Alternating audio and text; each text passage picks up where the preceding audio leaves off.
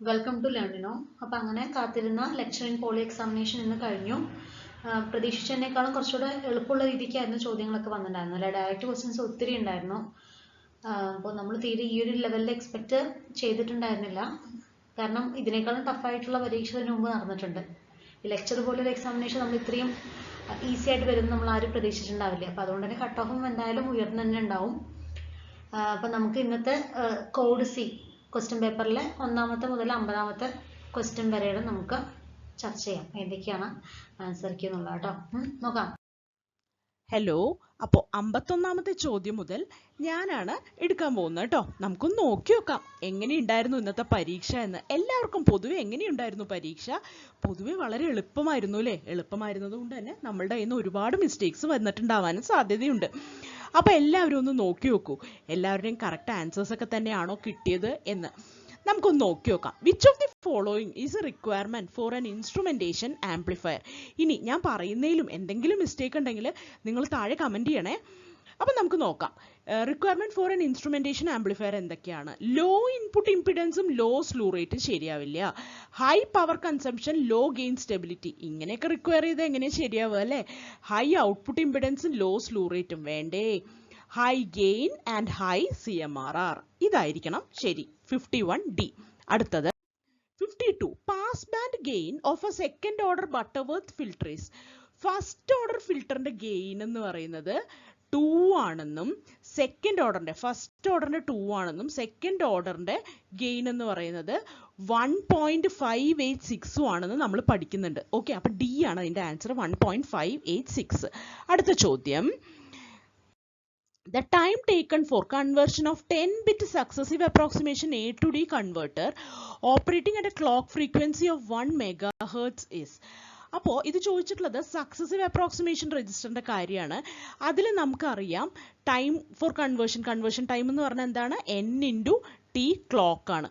അപ്പൊ N എന്ന് പറയുന്നത് 10 ബിറ്റ് ആണ്. അപ്പൊ 10 × ക്ലോക്ക് പീരീഡ് എത്രയാണ്? 1 MHz ആണ് ക്ലോക്ക് ഫ്രീക്വൻസി എങ്കിൽ 1 മൈക്രോ സെക്കൻഡ് ആണ് ക്ലോക്ക് പീരീഡ് എന്ന് പറയുന്നത്. എന്ന് വെച്ചാൽ അപ്പോൾ 10 മൈക്രോ സെക്കൻഡ് ആണ് ഇവിടെ ഉത്തരം. Okay, answer is 10 micro seconds. അടുത്ത ചോദ്യത്തിലേക്ക് പോവാം. In 86 architecture which of the following registers does not qualify as a segment register? CS code segment ശരിയാണ്. SS സ്റ്റാക്ക് സെഗ്മെന്റ് കുഴപ്പമില്ല. DS data segment. IPO അത് സെഗ്മെന്റ് അല്ല അല്ലേ? അപ്പൊ it does not qualify as a segment register. Instruction pointer IP എന്ന് പറയുന്നത് segment register അല്ല. അടുത്ത ചോദ്യം. Which of the following 86 instructions is utilised for unconditional branching? JNZ എന്ന് പറഞ്ഞ ജമ്പ് ഓൺ നോൺ സീറോ ആണ്, അത് കണ്ടീഷണൽ ജമ്പ് ആണ്.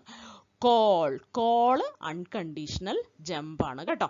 അടുത്തതിലേക്ക് ബ്രാഞ്ചിങ് ആണ് കേട്ടോ. അപ്പോൾ കോൾ എന്ന് പറയുന്നത് കോൾ എവിടെ കൊടുത്താലും നമ്മൾ പോയി ആ ഭാഗത്തേക്ക് പോകണം. ഓക്കെ, ആ സബ് റൂട്ടീനിലേക്ക് പോകണം എന്നുള്ളതാണ്. അപ്പോൾ അതുകൊണ്ട് തന്നെ അത് അൺകണ്ടീഷണൽ ബ്രാഞ്ചിങ് ആണ്. അടുത്ത ചോദ്യം. 56. A serial communication system employs an 8251 USART, Universal Synchronous Asynchronous Receiver Transmitter, operating in asynchronous mode, featuring 8 data bits, 1 stop bit and no parity. What is the least number of control words required to be written to 8251 to set it up for this operation? അപ്പോൾ എത്ര control words right ചെയ്യേണ്ടി വരും എന്നാണ് ചോദിക്കുന്നത്. 8251നെ asynchronous മോഡിൽ operate ചെയ്യണം, ഒരു stop bit, no parity ഒക്കെ ഉള്ള ഇങ്ങനെ ഇത് ചെയ്യാൻ വേണ്ടിയിട്ട്, സെറ്റപ്പ് ചെയ്യാൻ വേണ്ടിയിട്ട് എത്ര എണ്ണം വേണം എന്നാണ്, എത്ര വേർഡ് വേണം എന്നാണ് ചോദിക്കുന്നത്. 2 വേർഡ്സ് എങ്കിലും ചെയ്യേണ്ടി വരും. കാരണം മോഡ് വേർഡും കമാൻഡ് വേർഡും നമ്മൾ ആ 2 കൺട്രോൾ വേർഡ്സും നമ്മൾ റൈറ്റ് ചെയ്യേണ്ടി വരും കേട്ടോ. അടുത്തത്. Which of the following operational modes of 80286 processor ensures backward compatibility with 8086 and 8088 and utilizes real memory addresses? അപ്പോൾ real memory address, backward compatibility എന്നൊക്കെ കേട്ടുമ്പോൾ തന്നെ നമുക്ക് മനസ്സിലാവേണ്ടത് റിയൽ അഡ്രസ്സിംഗ് മോഡാണെന്ന് അല്ലേ? പ്രൊട്ടക്റ്റഡ് അല്ല, വെർച്വൽ അല്ല, സിസ്റ്റം മാനേജ്മെന്റ് അല്ല കേട്ടോ. അടുത്ത ചോദ്യം. What is the typical number of external hardware interrupt sources found in the basic 8051 microcontroller? 1 അല്ല, 2 ആണ്. കാരണം INT0, INT1 എന്ന് പറഞ്ഞാൽ നമ്മൾ പഠിക്കില്ലേ, ഇൻട്രപ്റ്റ് 0, ഇൻട്രപ്റ്റ് 1, അതല്ലേ ഹാർഡ്വെയർ ഇൻട്രപ്റ്റ് ആയിട്ട് പഠിക്കുന്നത്. അപ്പോൾ 2 എണ്ണമാണ് അവിടെ ഉള്ളത് കേട്ടോ. അടുത്ത ചോദ്യം. 59. Which instruction of 8051 is utilized to execute a bitwise OR operation between accumulator and direct address? Either SFR or internal Ram. അപ്പോൾ ബിറ്റ് വൈസ് ഓർ എന്ന് പറഞ്ഞാൽ എന്താണ്? ഓർ ലോജിക്കൽ ഓർ അല്ലേ? OR A, ഡയറക്റ്റ് ആണ് അതിൻ്റെ എന്ന് നമുക്ക് കാണുമ്പോൾ തന്നെ മനസ്സിലാവുന്നുണ്ട് അല്ലേ? അപ്പോൾ ബിറ്റ് വൈസ് ഓറിൻ്റെ D ആണ് ഉത്തരം കേട്ടോ. CPL അല്ല, അത് കോംപ്ലിമെൻ്റ് ആണ്. ANL അല്ല, അത് ആൻഡ് ആണ്. XRL അല്ല, അത് XOR ആണ്. അടുത്ത ചോദ്യം 60th one. If the program status word register of 8051 holds the value D0H, what conclusions can be drawn regarding the chosen register bank as well as the status of the auxiliary carry flag and carry flag CY? അപ്പോൾ ഇതിനെക്കുറിച്ച് എന്ത് പറയാൻ പറ്റുമെന്നാണ് ചോദിക്കുന്നത്. അപ്പോൾ ഇതിൻ്റെ ഉത്തരം എങ്ങനെയാണ് വരിക എന്ന് വെച്ച് കഴിഞ്ഞാൽ നമുക്ക് അപ്പോൾ കൃത്യമായിട്ട് ഇത് അറിയണം കേട്ടോ. PSWൻ്റെ സ്ട്രക്ചർ അറിഞ്ഞാലേ നമുക്കിത് ചെയ്യാൻ പറ്റുള്ളൂ. അപ്പോൾ ഇതിനകത്ത് എങ്ങനെ വരിക എന്ന് വെച്ച് കഴിഞ്ഞാൽ നമുക്ക് PSW ഒന്ന് എഴുതി നോക്കാം. ഓക്കെ, അപ്പോൾ PSW എന്ന് പറഞ്ഞു കഴിഞ്ഞാൽ 805ൻ്റെ PSW എന്ന് പറഞ്ഞു കഴിഞ്ഞാൽ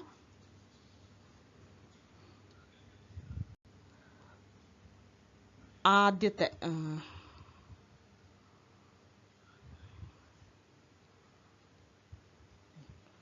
MSB എന്ന് പറയുന്നത് ഇപ്പോൾ 1 2 3 4 5 6 7 എന്ന് പറഞ്ഞിട്ടാണ് എഴുതണമെങ്കിൽ അപ്പോൾ 7th one ആണ് MSB എന്ന് പറയുന്നത്. ഇത് ക്യാരി ഫ്ലാഗ് ആണ്, ഇത് ആക്സിലറി ക്യാരി ആണ്, ഇത് യൂസർ ഡിഫൈൻഡ് ആയിട്ടുള്ള ഒരു ഫ്ലാഗ് ആണ് F0 എന്ന് പറയുന്നത്. ഇതാണ് RS1ഉം RS0യും. പിന്നെ ഇത് ഓവർഫ്ലോ ഫ്ലാഗ് ആണ്. 1 എന്ന് പറയുന്നത് നമ്മൾ ഡിഫൈൻ ചെയ്യുന്നില്ല. പിന്നെ LSBയിലുള്ള 0 എന്ന് പറയുന്നത് LSB ആണ്. അതെന്ന് പറഞ്ഞു കഴിഞ്ഞാൽ പാരിറ്റി ഫ്ലാഗ് ആണ്. ഓക്കെ, അപ്പോൾ നമ്മളോട് ചോദിച്ചിട്ടുള്ളത് D0H എന്നാണ് ചോദിച്ചിട്ടുള്ളത് അല്ലേ? D0 എന്ന് പറഞ്ഞു കഴിഞ്ഞാൽ D എന്ന് പറയുമ്പോൾ നമുക്കറിയാം 0 എന്ന് പറയുമ്പോൾ ഒരു മിനിറ്റ് അവസാനത്തെ 4 0 ഇട്ടിട്ടെ. D എന്ന് പറയുമ്പോൾ ഇക്ക് തൊട്ട് മുമ്പുള്ളത് EF. അപ്പോൾ A എന്ന് പറയുന്നത് 1010 ആണ്, B എന്ന് പറയുന്നത് 1011, 1011, 1100, 1101. ഇതാണ് CD എന്ന് പറയുന്നത്. ഓക്കെ, അപ്പോൾ 1101. ഓക്കെ, അപ്പോൾ ഇതിനകത്ത് ക്യാരിയും ഓക്സിലറിയും 1 ആണ്. ഓക്കെ, അപ്പോൾ ക്യാരി ഓക്സിലറിയും 1 ആണ്. അങ്ങനെ തന്നെ 2 ചോയ്സ് ഉണ്ട്. അപ്പോൾ നമുക്ക് ഏത് രജിസ്റ്റർ ബാങ്ക് ആണെന്നും കൂടെ അറിയണം. രജിസ്റ്റർ ബാങ്ക് ഏതാണ്? 1ഉം 0യുമാണ് കേട്ടോ. അപ്പോൾ 1ഉം 0 എന്ന് പറയുമ്പോൾ രജിസ്റ്റർ ബാങ്ക് 2 ആണ് സെലക്ട് ആവുന്നത്. അപ്പോൾ നമുക്ക് മനസ്സിലായി D ആണ് ഇതിൻ്റെ ഉത്തരം. ഓക്കെ, അടുത്ത ചോദ്യം നോക്കാം. Which code turns into 9's complement if you switch all zeros to ones and ones to zeros? അപ്പോൾ 9's complement ആവുന്നത് ഏതാണ്? അപ്പോൾ അത് സെൽഫ് കോംപ്ലിമെൻറ്റിംഗ് കോഡ് ഏതാണെന്ന് നോക്കിയാൽ മതി. സെൽഫ് കോംപ്ലിമെൻറ്റ് കോഡ് എന്ന് പറഞ്ഞു കഴിഞ്ഞിട്ട് സെൽഫ് കോംപ്ലിമെൻറ്റിംഗ് കോഡ് എന്ന് പറഞ്ഞാൽ നമ്മൾ പഠിക്കുന്ന XS3 ആണ് അല്ലേ? അപ്പോൾ അത് നോക്കിക്കഴിഞ്ഞാൽ XS3 കോഡാണ് സെൽഫ് കോംപ്ലിമെൻറ്റിംഗ്. അപ്പോൾ അത് കോംപ്ലിമെൻറ്റ് ചെയ്ത് കഴിഞ്ഞാൽ 9's കോംപ്ലിമെൻറ്റ് കിട്ടുന്നത് നമുക്ക് മനസ്സിലാവും. അടുത്ത ചോദ്യം. അപ്പോൾ ഇവിടെ അടുത്ത ചോദ്യത്തിലേക്ക് കടക്കുകയാണ്. The number of digit 1 present in the binary representation of 4 × 256 + 6 × 32 + 1 × 16 + 3 × 2 + 1 എത്രയാണെന്നാണ് ചോദ്യം. അപ്പോൾ 4 × 256 എന്ന് പറയുന്നത് 1024 അല്ലേ? അപ്പോൾ അതിന് നമുക്ക് ആദ്യം തന്നെ 1 ഫോളോഡ് ബൈ 10 zeros എന്ന് എഴുതി വെക്കാം. ഓക്കെ, 1 2 3 4 5 6 7 8 9 10.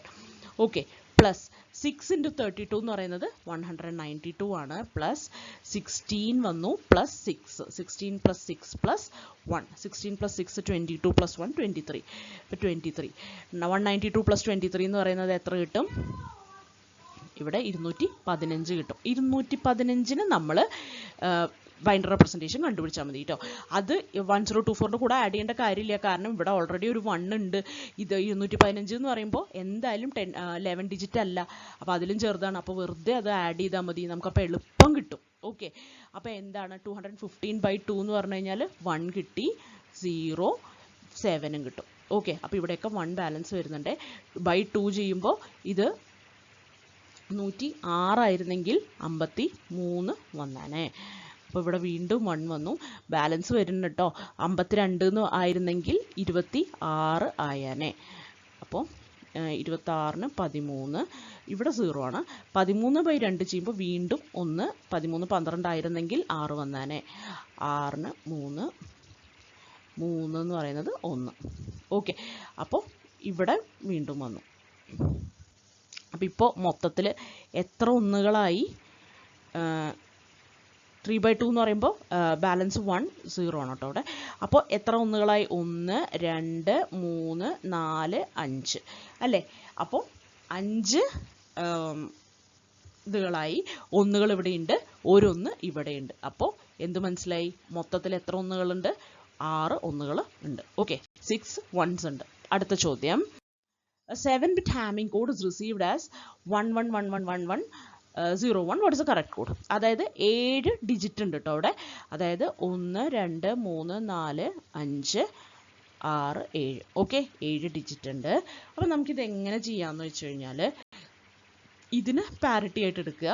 അപ്പോൾ നിങ്ങൾക്ക് അറിയാലോ P1 P2 പിന്നെ P3 ഉണ്ടാവില്ല, P4 പാരിറ്റി ആയിട്ട് എടുക്കുക.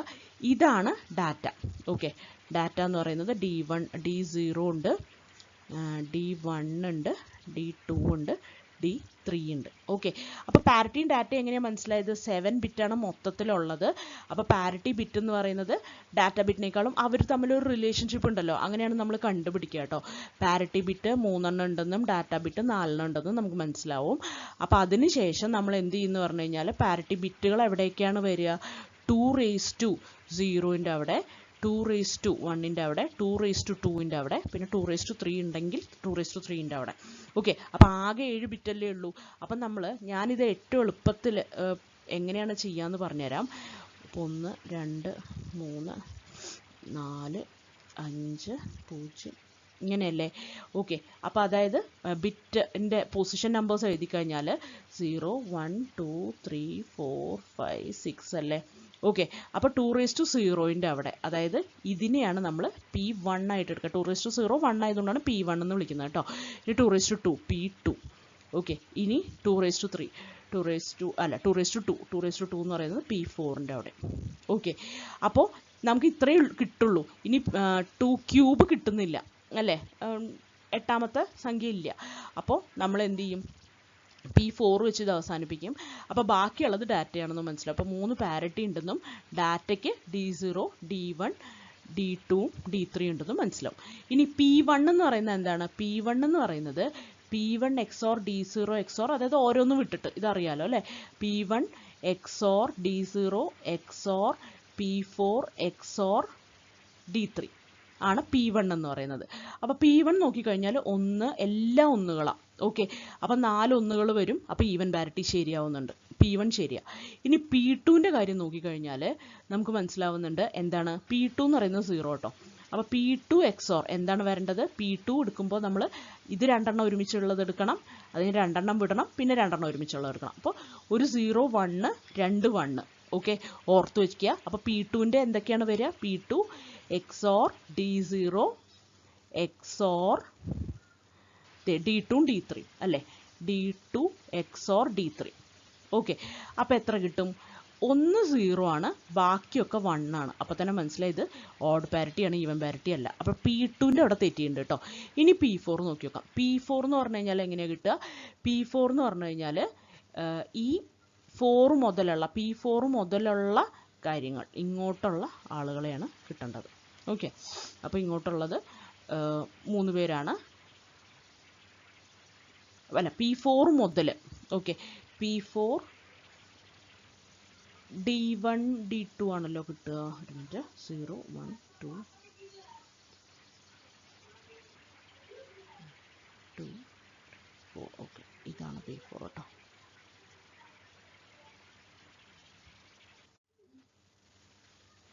D1 ഇതാണ്.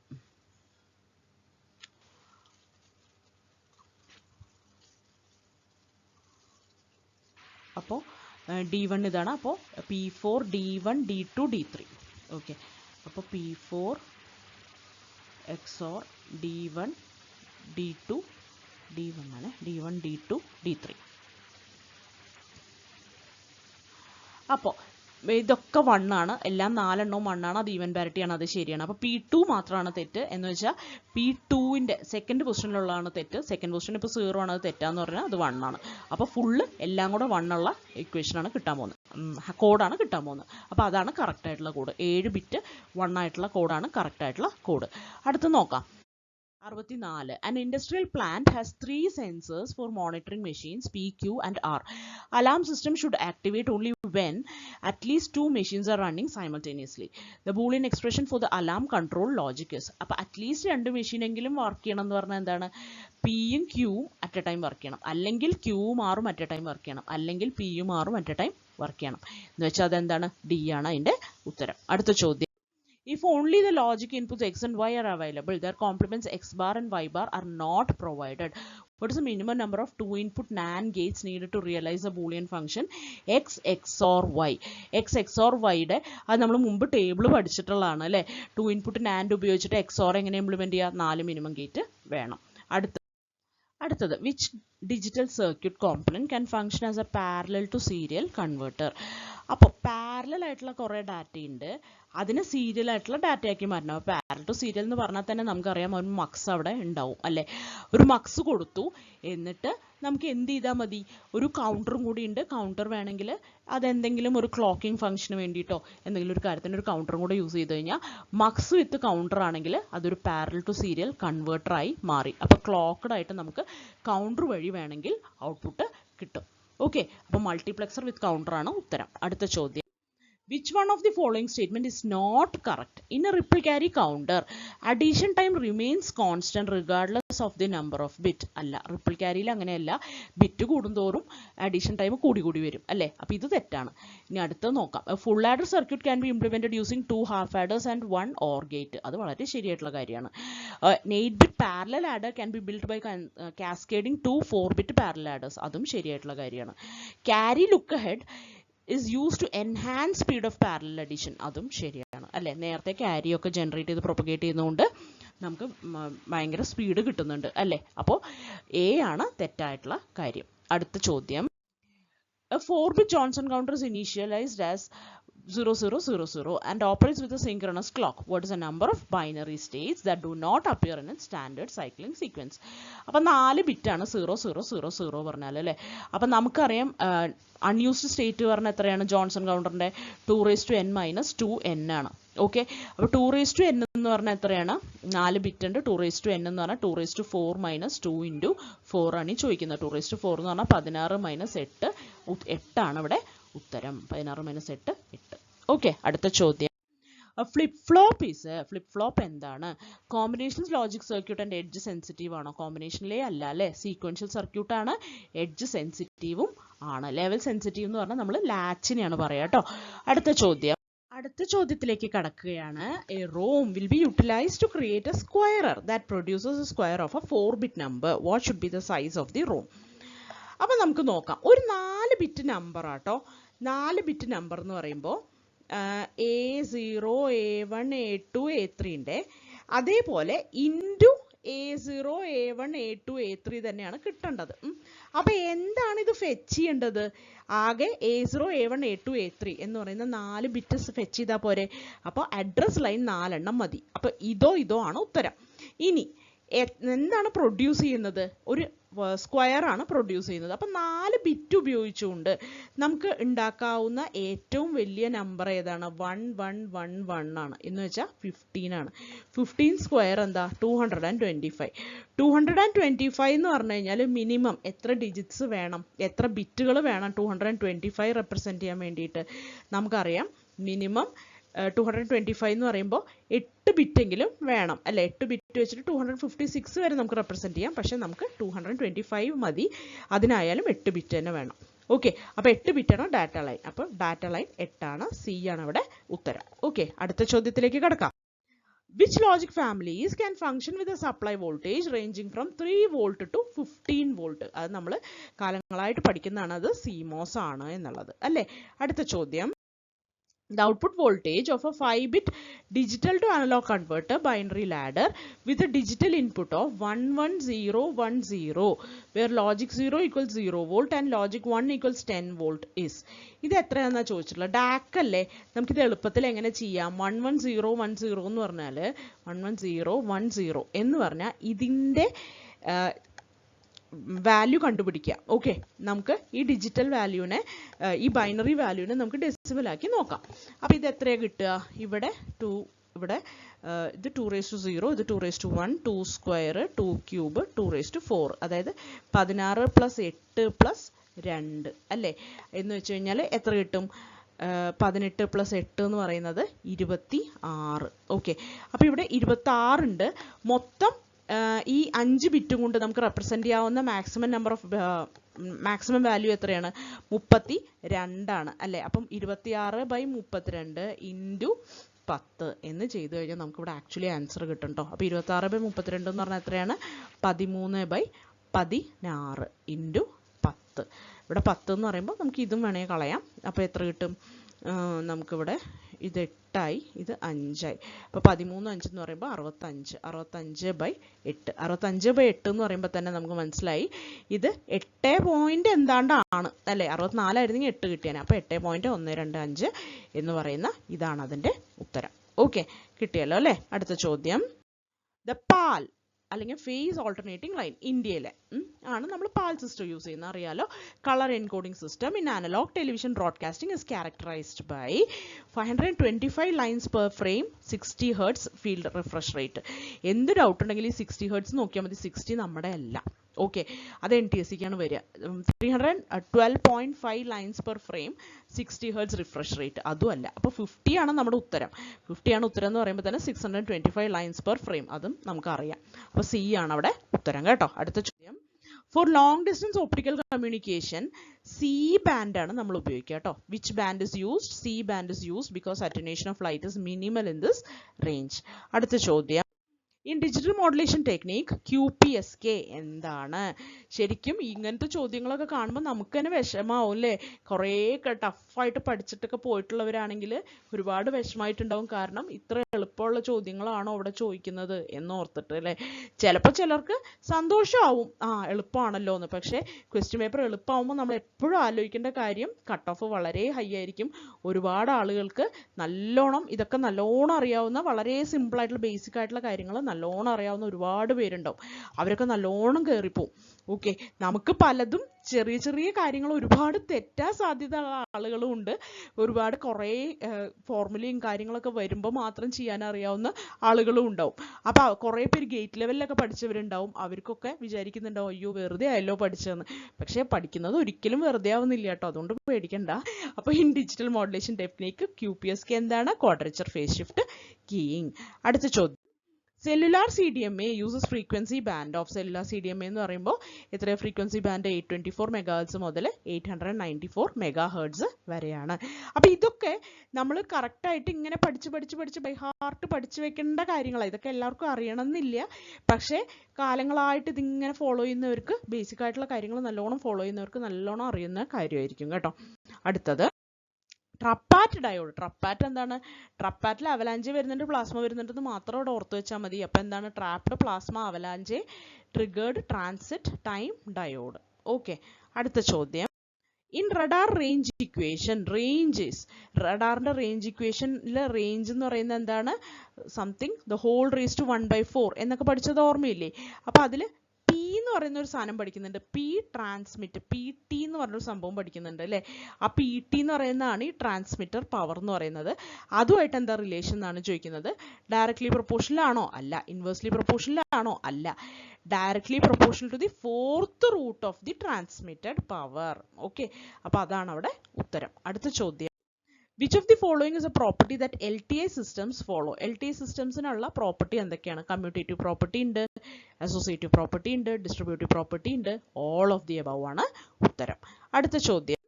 As per Shannon's theorem, channel capacity C is given by the formula. Shannon's theorem channel capacity എന്ന് പറയുന്നത് എന്താണ്? C is equal to B into log 1 plus S by N. log to the base 2 ആണ്. Okay, അടുത്ത. The standard baud rate used in modern serial communication for high-speed data transfer is. അതിൻ്റെ ഉത്തരം 115200 baud ആണ് കേട്ടോ. 9600 ആണ് നമ്മൾ കാലങ്ങളായിട്ട് പണ്ടൊക്കെ ഉപയോഗിച്ചിരുന്ന സീരിയൽ കമ്മ്യൂണിക്കേഷൻ്റെ baud rate. പക്ഷെ ഇപ്പോൾ ഉപയോഗിക്കുന്ന മോഡേൺ സീരിയൽ കമ്മ്യൂണിക്കേഷൻ്റെയാണ് ചോദിച്ചിട്ടുള്ളത് കേട്ടോ. അത് 115200 ആണ്. അടുത്തത്. If R is the radius of the earth, which is correct equation used to estimate the distance D to the horizon when viewing from a height h. അത് എത്രയാണ്? √2 HR ആണ് D എന്ന് പറയുന്ന ഡിസ്റ്റൻസ് കേട്ടോ. അടുത്തത് Earth's stratosphere range is approximately between, സ്ട്രാറ്റോസ്ഫിയറിന്റെ range എവിടെ മുതൽ എവിടം വരെയാണ്? 15 to 50 കിലോമീറ്റേഴ്സ് ആണ്. 15 and 50 കിലോമീറ്റേഴ്സിന്റെ ഇടയിലാണ് സ്ട്രാറ്റോസ്ഫിയറിന്റെ റേഞ്ച് എന്ന് പറയുന്നത് വരുന്നത് കേട്ടോ. അപ്പോൾ ട്രോപ്പോസ്ഫിയറിന് തൊട്ട് മുകളിൽ സ്ട്രാറ്റോസ്ഫിയർ അതറിയാലോ അല്ലേ. അടുത്ത ചോദ്യം, for AM wave, PT is a transmitting power, PC is a carrier power, and M is a modulation index.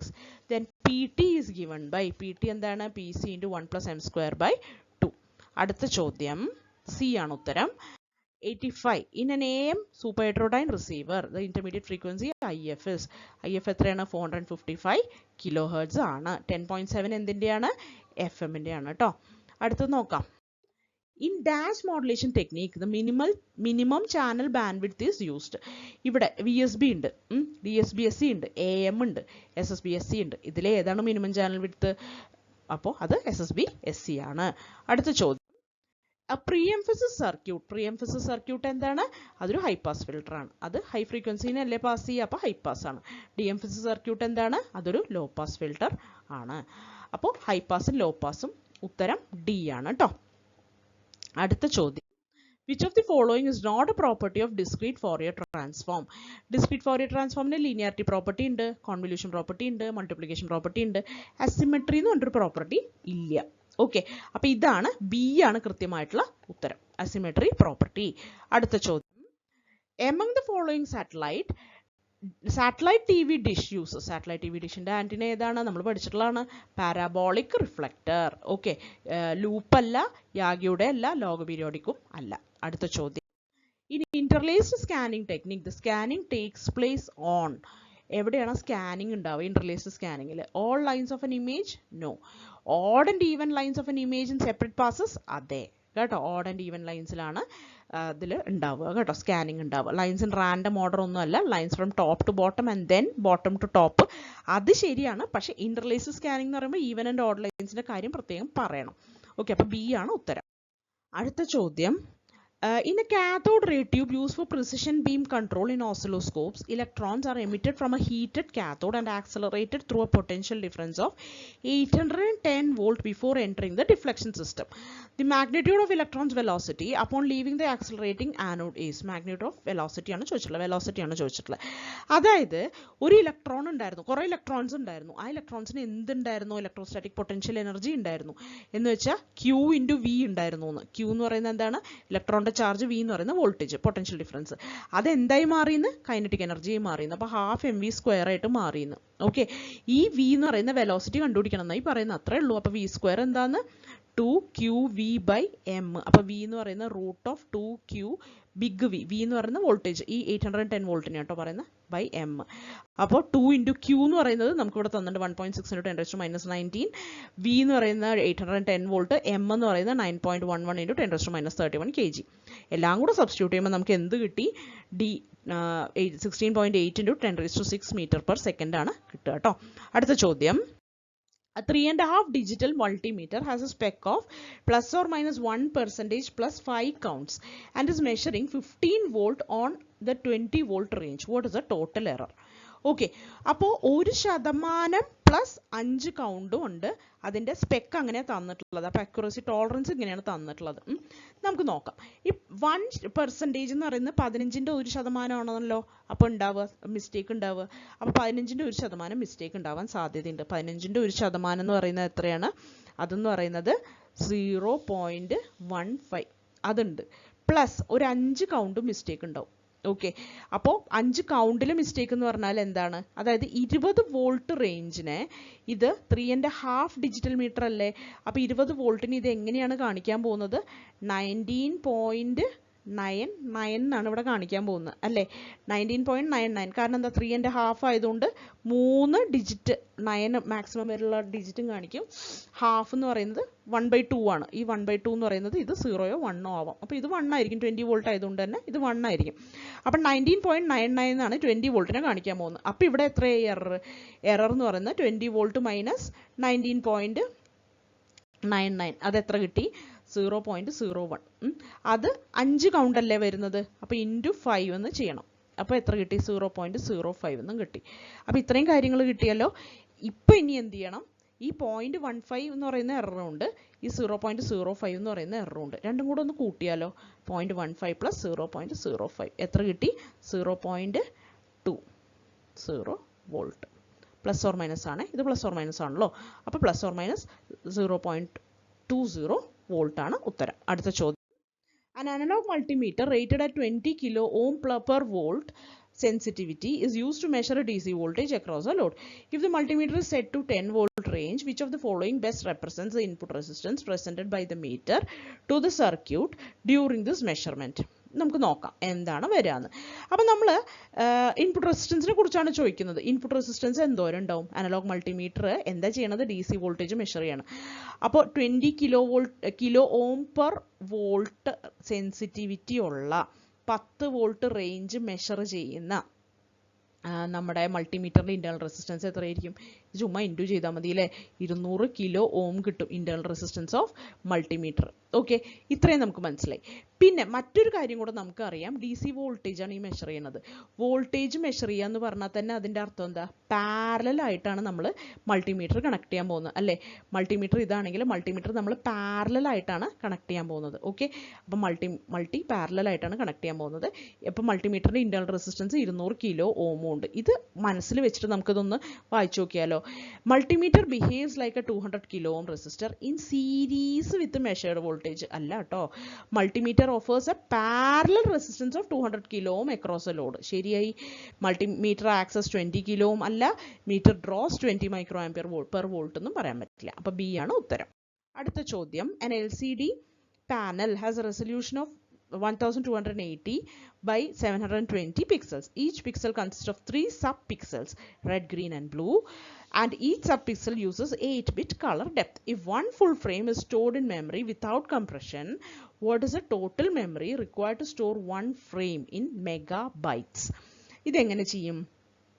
മൊത്തം റെസൊല്യൂഷൻ 1280/720 ആണെന്ന് പറയുന്നുണ്ട് മൊത്തം ഫ്രെയിമിൻ്റെ കേട്ടോ. ഒരു പിക്സലിൽ 3 സബ് പിക്സൽ ഉണ്ടെന്ന് പറയുന്നുണ്ട്. ഓരോ സബ് പിക്സലിലും 8 ബിറ്റുള്ള കളർ ഡെപ്ത് ഉണ്ടെന്നും പറയുന്നുണ്ട്. ഈ മൊത്തം ഫ്രെയിമിനെ സ്റ്റോർ ചെയ്ത് വെച്ചിരിക്കണം. ഓക്കെ, ഈ മൊത്തം ഫ്രെയിമിനെ നമ്മൾ എന്ത് ചെയ്തു എന്ന്, എത്ര ബൈറ്റ് ആയിട്ടാണ് സ്റ്റോർ ചെയ്ത്, മെഗാ ബൈറ്റ് ആയിട്ടാണ് സ്റ്റോർ ചെയ്തിട്ടുള്ളതെന്ന് നോക്കണം. അപ്പം മെഗാ ബൈറ്റ് എന്ന് പറഞ്ഞാൽ ഒരു ഇത്രയും ബിറ്റുകളാണുള്ളത് കേട്ടോ. ഇത്രയും ബിറ്റുകളിനെ ഇതിനെ ബൈറ്റ് ആക്കണമെങ്കിൽ തന്നെ നമ്മൾ എന്ത് ചെയ്യണം? ഡിവൈഡ് ബൈ 8 ചെയ്യണം. മെഗാ ബൈറ്റ് ആക്കണമെങ്കിലോ കിലോ ബൈറ്റിന് ഡിവൈഡഡ് ബൈ 1024 ചെയ്യണം. ഇനി വീണ്ടും ഡിവൈഡഡ് ബൈ 1024 ചെയ്യണം. അപ്പോൾ ഫൈനലി നമുക്ക് കിട്ടാൻ പോകുന്ന ആൻസർ 2.63 MB ആണ് കേട്ടോ. അടുത്ത ചോദ്യം. Which of the following is correct for LCD, liquid crystal display technology, compared to other flat panel display technologies? Excessive average heat generation during operation than plasma displays. Inability to emit light requires external illumination. ഇതാണ് ശരി. കാരണം നമ്മളിത് നോട്ട്സിലൊക്കെ പറയുന്നുണ്ടല്ലേ, നമ്മളിവിടെ പഠിച്ചതിൽ പറയുന്നുണ്ട്, ഇത് ഈ സംഭവം പറയുന്നുണ്ട് കേട്ടോ. LCDക്കകത്ത് നമ്മുടെ നോട്ട്സിലുണ്ടത്. ഇനബിലിറ്റി ടു എമിറ്റ് ലൈറ്റ് ഉണ്ട്, അതിന് എക്സ്റ്റേണൽ ഇലുമിനേഷൻ വേണം LCDക്ക് എന്നുള്ള കാര്യം. LCDs with LED backlighting consumes less power typically than plasma displays in all scenarios including dark scenes. അത് തെറ്റാണ്. ഇനി fast response time causing motion blur, അതൊക്കെ പ്ലാസ്മയ്ക്കാണ് മോഷൻ ബ്ലർ കൂടുതലുണ്ടാവുക. അപ്പോൾ ബി ആണ് ഇവിടെ ഉത്തരം കേട്ടോ. അടുത്ത ചോദ്യം. 96. Which of the following statement best highlights a fundamental operational distinction between laser diode and light emitting diode in optoelectronic systems? അപ്പോൾ ഇവർ തമ്മിലുള്ള വ്യത്യാസമാണ് ചോദിക്കുന്നത് കേട്ടോ. Laser diodes emit light with greater luminous efficiency due to their wide emission spectrum. ആണോ? അങ്ങനെയൊന്നും അല്ലല്ലോ നമ്മൾ പഠിച്ചിട്ടുള്ളത് അല്ലേ. അതിന് കോഹിറൻ്റ് ആയിട്ടുള്ള മോണോക്രോമാറ്റിക് ആയിട്ടുള്ള ലൈറ്റാന്നൊക്കെയാണ് നമ്മൾ പഠിച്ചിട്ടുള്ളത്. നമുക്ക് നോക്കാം, അടുത്ത് നോക്കാം. LED exhibit coherent light emission due to spontaneous emission process. അത് LED ആണോ? ഇപ്പം ഡൗട്ടായി. അപ്പോൾ LED-യും ലേസറും കൂടെ അങ്ങോട്ടും ഇങ്ങോട്ടും തിരിച്ചു മറിച്ച് തന്നിരിക്കുക കേട്ടോ. അടുത്തത്. Laser diode require optical feedback and population inversion. Population inversion കണ്ടപ്പോൾ കത്തിയിലോ. പോപ്പുലേഷൻ ഇൻവേർഷൻ വേണ്ടത് ലേസർ ഡയോഡിനാണ്. അപ്പോൾ ടു അച്ചീവ് സ്റ്റിമുലേറ്റഡ് എമിഷൻ. അപ്പോൾ സ്റ്റിമുലേറ്റഡ് എമിഷൻ വന്നു, പോപ്പുലേഷൻ ഇൻവേർഷൻ വന്നു, ഒപ്റ്റിക്കൽ ഫീഡ്ബാക്ക് വന്നു. അപ്പോൾ ലേസർ ഡയോഡിൻ്റെ കാര്യം ഇതാണ് കേട്ടോ. Both LED and laser diode require population inversion. അങ്ങനെയൊന്നുമില്ല. LED-ക്ക് പോപ്പുലേഷൻ ഇൻവേർഷൻ്റെ കാര്യമൊന്നുമില്ല. ലൈറ്റ് ജനറേഷൻ കേട്ടോ. ലേസർ ഡയോഡിനാണ് പോപ്പുലേഷൻ ഇൻവേർഷൻ്റെ കാര്യമുള്ളത്. അപ്പോൾ ഇതൊക്കെ നമ്മുടെ നോട്ട്സിലുള്ളതാണ് കേട്ടോ. അടുത്ത ചോദ്യം 97. An SCR is used in a resistive half-wave rectifier circuit. The SCR is triggered at an angle alpha equal to 45 degree in every positive half cycle. The input is a sinusoidal voltage and the resulting current waveform is a current waveform എങ്ങനെയാ വരിക? 0 to alpha. 0 to alpha value ഒന്നുമില്ല. Follow simple sine wave from alpha to pi വരെ output ഉണ്ട്. 0 during entire negative half cycle. അപ്പോൾ മൊത്തം negative half സൈക്കിളിൽ ഒന്നുമില്ല, 0 ആണ്. If peak current is IM, compute the RMS current എന്നാണ് പറഞ്ഞിട്ടുള്ളത്. ഓക്കെ, അപ്പോൾ പീക്ക് കറണ്ട് IM തന്നിട്ടുണ്ടെങ്കിൽ RMS കറണ്ട് എങ്ങനെ കണ്ടുപിടിക്കുക? നമുക്ക് ശരിക്കും നേരിട്ട് ആ ഫോർമുല അങ്ങോട്ട് അപ്ലൈ ചെയ്താൽ മതി ഇവിടെ. അതായത് IRMS എന്ന് പറയുന്നത് എന്താണ്? ഇവിടെ എഴുതാം. IRMS എന്ന് പറയുന്നത് എന്താണ്? Root of 1/t total time period integral 0 to t I of t the whole square dt അല്ലേ? റൂട്ട് മീൻ സ്ക്വയർ, റൂട്ട് എടുത്തു, മീൻ എടുത്തു, 1/t എടുത്തു, സ്ക്വയർ എടുത്തു, IT സ്ക്വയർ എടുത്തു. ഇത്രേ ഉള്ളൂ. ഓക്കെ, ഈ ഫോർമുല അറിഞ്ഞിരുന്നാൽ മതി. നമുക്ക് ശരിക്കും പറഞ്ഞു കഴിഞ്ഞാൽ ഓരോ പ്രാവശ്യം SCRൻ്റെ ഫോർമുല തന്നെ അറിഞ്ഞിരിക്കണം എന്നൊന്നുമില്ല, ഓരോന്നിൻ്റെയും ഇൻഡിവിജ്വൽ ഫോർമുലാസ് അറിഞ്ഞിരിക്കണം എന്നൊന്നുമില്ല. നമുക്ക് RMS വാല്യൂ എങ്ങനെ കണ്ടുപിടിക്കണം എന്ന് അറിഞ്ഞാൽ മതി. അപ്പോൾ 1/t എന്ന് പറഞ്ഞാൽ മൊത്തം ടൈം പീരീഡ് എന്ന് പറയുന്നത് 2π അല്ലേ? അപ്പോൾ 1/2π ഉണ്ട്. ഇൻ്റഗ്രൽ എവിടെ മുതൽ എവിടം വരെ വാല്യൂ ഉള്ളൂ? ആൽഫ ടു പൈ വരെ വാല്യൂ ഉള്ളൂ. 0 to ആൽഫ വരെ ഇല്ല, പൈ ടു മറ്റേ തിരിച്ചും ഇല്ല, പൈ ടു 2π ഇല്ല, 0 ആണ്. അപ്പോൾ എവിടം വരെ എടുത്താൽ മതി? ആൽഫ മുതൽ പൈ വരെയുള്ള വാല്യൂ എടുത്താൽ മതി. ആൽഫ മുതൽ പൈ വരെ എന്താണ് വാല്യൂ? ഇത് SCR ആണ്. ഇൻപുട്ട് സിനുസോയിഡൽ വോൾട്ടേജ് ആണെന്നും പറയുന്നുണ്ട്. സിനുസോയിഡൽ വോൾട്ടേജ് എന്ന് പറഞ്ഞാൽ എന്താണ്? IM സൈൻ തീറ്റ എന്ന് അങ്ങോട്ട് എടുത്താൽ മതി. സൈൻ തീറ്റ ഡി തീറ്റ എന്ന് അങ്ങോട്ട് എടുത്തു കഴിഞ്ഞാൽ sine theta square. Okay, D theta എന്ന് എടുത്തു. അപ്പോൾ നമുക്കിവിടെ എന്ത് ചെയ്യാം? ഇതിനെ സിമ്പിളായിട്ട് നമുക്ക് ചെയ്തെടുക്കാം അല്ലേ? സൈൻ സ്ക്വയർ ഡി തീറ്റ ഇൻ്റഗ്രേറ്റ് ചെയ്യാന്ന് പറഞ്ഞു കഴിഞ്ഞാൽ സൈൻ സ്ക്വയർ എന്ന് പറഞ്ഞു കഴിഞ്ഞാൽ 1 - cos 2 θ ബൈ തീറ്റ 2 തീറ്റ എന്ന് എഴുതിയാൽ മതി. 1 - cos 2 θ ബൈ തീറ്റ എന്ന് എഴുതിയാൽ മതി. സൈൻ സ്ക്വയർ തീറ്റ എന്ന് പറഞ്ഞു കഴിഞ്ഞാൽ എന്താണ്? 1 - cos 2 θ by 2. Okay, 1 - cos 2 θ by 2 എന്ന് എഴുതിയാൽ മതി. അപ്പോൾ ഇവിടെ നിന്ന് തന്നെ നമുക്ക് cos 2 θ ഇത് മാത്രം നമുക്ക് എടുത്താൽ മതി. അപ്പോൾ എന്താ കിട്ടുക? ഇതിന് ഇൻ്റഗ്രേറ്റ് ചെയ്യുമ്പോൾ എന്താണ് കിട്ടുക? തീറ്റ മൈനസ് സൈൻ 2 θ ബൈ 2 എന്ന് കിട്ടും. അപ്പോൾ തന്നെ 1 - cos 2 θ ഇൻ്റഗ്രേറ്റ് ചെയ്താൽ കേട്ടോ. ഈ ബൈ 2 എന്നുള്ളത് നമുക്ക് മൊത്തത്തിൽ പുറത്തേക്ക് എടുക്കാം. അപ്പോൾ അത് 1/4π വരും കേട്ടോ റൂട്ടിൻ്റെ ഉള്ളിൽ. എന്നിട്ട് ഇത് എവിടെ മുതൽ എവിടം വരെ? ആൽഫ മുതൽ പൈ വരെ. പൈക്ക് നമുക്ക് വാല്യൂ, പൈയുടെ വാല്യൂ കൊണ്ട് നേരിട്ട് ഇട്ട് കൊടുക്കുക തീറ്റയ്ക്കകത്ത്. ആൽഫയ്ക്ക് എന്തിട്ട് കൊടുക്കുക? 45 എന്ന് ഇട്ട് കൊടുക്കുക. 45 എന്ന് പറഞ്ഞു കഴിഞ്ഞാൽ π/4. പൈ എന്ന് പറഞ്ഞു കഴിഞ്ഞാൽ 180 ഡിഗ്രി 45, ആൽഫ എന്ന് പറയുന്നത് 45. അപ്പോൾ എല്ലാം കൂടെ ഇട്ട് കൊടുക്കുമ്പോൾ വാല്യൂ ഫൈനലി നമുക്ക് വരാൻ പോകുന്ന IM/√2 ഇൻറ്റു √3/8 + 1/4π ആണ് കേട്ടോ. അടുത്ത ചോദ്യം, a UJT based relaxation oscillator is used to trigger an SCR at firing frequency of 1 kHz. The intrinsic standoff ratio eta of the UJT is 0.9 and the time constant of the charging circuit is tau equal to 40 R nanosecond, where R is a charging resistor in ohms. Compute the value of R. ആറിൻ്റെ value കണ്ടുപിടിക്കണം. അപ്പോൾ ഇതെന്താണ് സംഭവം എന്ന് പറഞ്ഞു കഴിഞ്ഞാൽ നമുക്കിവിടെ ഫ്രീക്വൻസിയുടെ ഫോർമുല, UJT റിലാക്സേഷൻ ഓസിലേറ്ററിൻ്റെ ഫ്രീക്വൻസിയുടെ ഫോർമുല അറിഞ്ഞാൽ മതി. അത് എത്രയാണ്? 1/τ log 1/1 - eta ആണ് കേട്ടോ. എന്ന് വെച്ച് കഴിഞ്ഞാൽ 1/τ എന്ന് പറഞ്ഞു കഴിഞ്ഞാൽ 40 R ആണ്. 40 R നാനോസെക്കൻഡ്. അപ്പോൾ 40 R × 10⁻⁹ log നാച്ചുറൽ ലോഗരിതമാണ് 1/1 - 0.9. 1/1 - 0.9 എന്ന് പറഞ്ഞു കഴിഞ്ഞാൽ 1 - 0.9 എന്ന് പറഞ്ഞു കഴിഞ്ഞാൽ 0.1 കിട്ടി. അപ്പോൾ 1/0.1 എന്ന് കിട്ടും. അപ്പോൾ log 10 കിട്ടും. അതായത് നാച്ചുറൽ ലോഗരിതം ഓഫ് 10 എന്ന് പറഞ്ഞു കഴിഞ്ഞാൽ 2.3 എന്ന് വരും. ഓക്കെ, അപ്പോൾ മൊത്തത്തിൽ ഇത് ചെയ്ത് കഴിയുമ്പോൾ finally 1/40 R × 10⁻⁹ natural logarithm of 10 എന്ന് കിട്ടും. ഇവിടെ F എന്ന് പറയുന്ന ഫ്രീക്വൻസി നമുക്ക് തന്നിട്ടുണ്ട് 1 kHz ആണ്. അതായത് ഇത് 1000 ആണെന്നും തന്നിട്ടുണ്ട്. അപ്പോൾ ഈ R ഇങ്ങോട്ട് മുകളിലേക്ക് എടുത്തു ചെയ്ത് കഴിഞ്ഞാൽ നമുക്ക് ഫൈനലി ആൻസർ കിട്ടും 10.85 kilo ohm എന്ന് നമുക്ക് കിട്ടും കേട്ടോ. ഇത് ചെയ്ത് കഴിഞ്ഞാൽ കിട്ടുമേ. അടുത്തത് അടുത്ത ചോദ്യം, a phototransistor is used in the design of an optical triggering circuit. It operates under an ambient radiant flux density of 5 milliwatt per centimeter square.